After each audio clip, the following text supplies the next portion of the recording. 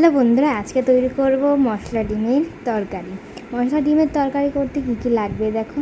আমরা প্রথমে আলু ছুলে নিচ্ছি, আলুগুলো ভালো করে কেটে নিচ্ছি, এবার রেখে দিচ্ছি। এবার আমরা ডিম নিয়েছি 5টা, এই ডিমগুলো ভালো করে ধুয়ে নিচ্ছি সুন্দর করে, ডিমের জলটা ফেলে দিচ্ছি। এবার আমরা প্রেশার কুকারে ডিমগুলো দিয়ে দেব সিদ্ধর জন্য। ডিম আমরা 5টা এক এক করে দিয়ে দিচ্ছি, আর দিচ্ছি পরিমাণ মতো জল দিচ্ছি, লঙ্কা দিচ্ছি 3 থেকে 4টে, লবণ দিচ্ছি 1 চামচ, আর আলু কেটে রেখেছিলাম সেই আলুগুলো দিয়ে দিচ্ছি। দিয়ে এবার সিদ্ধ বসিয়ে দিলাম 5 মিনিটের জন্য। 5 মিনিট পর ঢাকনা তুলে আমাদের সিদ্ধ হয়ে গেছে ডিম আর আলুগুলো। এবার এর মধ্যে মশলা নিয়েছি পেঁয়াজ, রসুন, আদা আর টমেটো। আর এর পাশে আমাদের ডিম সিদ্ধ হয়ে গেছে। এবার এটাকে আমরা ছুলে নিচ্ছি, ডিমের খোসাগুলো এবার ছাড়িয়ে নিচ্ছি সুন্দর করে।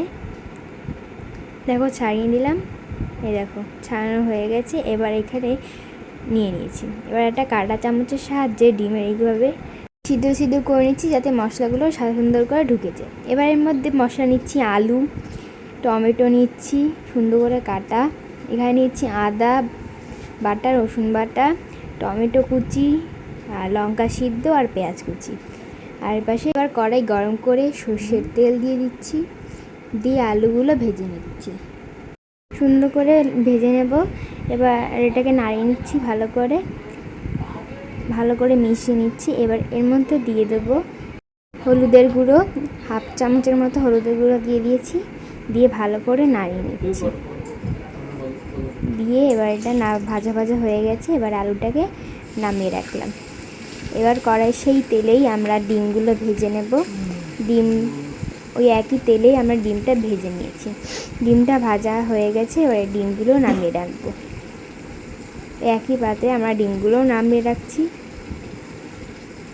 এবার ওই তেলে জিরে ফোড়ন দিয়ে দিলাম, এবার রসুন বাটা দিয়ে পেঁয়াজগুলো দিয়ে দিচ্ছি, পেঁয়াজ কুচিটা দিয়ে দিলাম। এবার টমেটো দিয়ে দিয়েছি, দিয়ে ভালো করে মিশিয়ে নিচ্ছি, ভালো করে কষিয়ে নিচ্ছি। হয়ে গেলে ভাজা হয়ে গেলে এটাকে আমরা নামিয়ে নিলাম। নামিয়ে ওই তেলে যেটুকু পেঁয়াজ ছিল অল্প নিয়ে নিলাম। এবার ওই তেলে আদা বাটা দিয়ে দিচ্ছি, আদা বাটা দিয়ে ভালো করে নাড়িয়ে নিচ্ছি। নাড়ানো হয়ে গেলে এবার এর মধ্যে সামান্য পরিমাণ জল দিয়ে দিলাম, জল দিয়ে ভালো করে মিশিয়ে নিচ্ছি, মশলার সঙ্গে ভালো করে মিশিয়ে নিচ্ছি। দেখো কালারটা সুন্দর এসছে।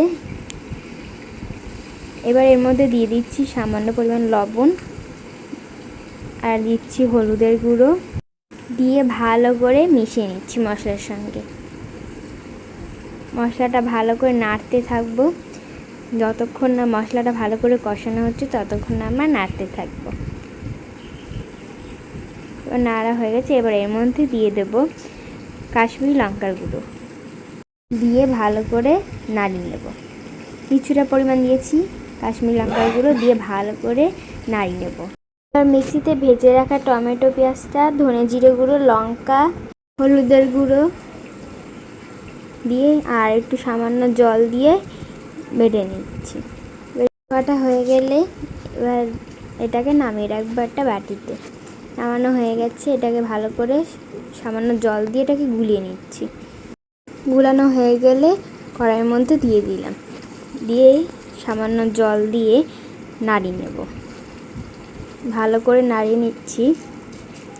এবার ভেজে রাখা আলু দিয়ে দিলাম, ভেজে রাখা আলু দিয়ে ভালো করে মশলার সঙ্গে মিশিয়ে নিচ্ছি, ভালো করে মিশিয়ে নেব। মেশানো হয়ে গেলে 3 থেকে 4টে আস্ত রসুন দিয়ে দিলাম, দিয়ে ভালো করে নাড়িয়ে নিলাম। আর দিয়ে দিচ্ছি যে ভেজে রাখা ডিমগুলো, দিয়ে ভালো করে মশলার সঙ্গে মিশিয়ে নেব, মশলার সঙ্গে ভালো করে মিশিয়ে নিচ্ছি। এবার উষ্ণ গরম জল এর মধ্যে দিয়ে দিলাম, দিয়ে ভালো করে মিশিয়ে নিচ্ছি। কিছুক্ষণ আমরা এরকমভাবে নাড়তে থাকবো, ভালো করে মিশে গেলে তারপর আমরা ঢাকা দিয়ে দেবো। এবার আমরা ঢাকা দিয়ে দিচ্ছি, কিছুক্ষণের জন্য ঢাকা দিয়ে এবার তুলে নিচ্ছি, ঢাকনা তুলে নাড়িয়ে নিচ্ছি। আর ভিডিওটি ভালো লাগলে অবশ্যই একটা লাইক করে দেবে, আর আমাদের চ্যানেলে নতুন হয়ে থাকলে অবশ্যই সাবস্ক্রাইব করে আমাদের পাশে থাকবেন। এবার দিয়ে দেব কাশ্মীরি লঙ্কার গুঁড়ো দিয়ে দিলাম। নামানোর আগে আমরা কাশ্মীরি লঙ্কার গুঁড়ো দিয়ে নামিয়ে নিচ্ছি। একটু নাড়িয়ে নামিয়ে নিলাম, একটু নাড়িয়ে নিচ্ছি, নাড়িয়ে নামিয়ে নেব। আজকে ডিমের ঝোল রেসিপি কেমন লাগলো অবশ্যই কমেন্ট করে জানাবে। আজকে এখানেই শেষ করতে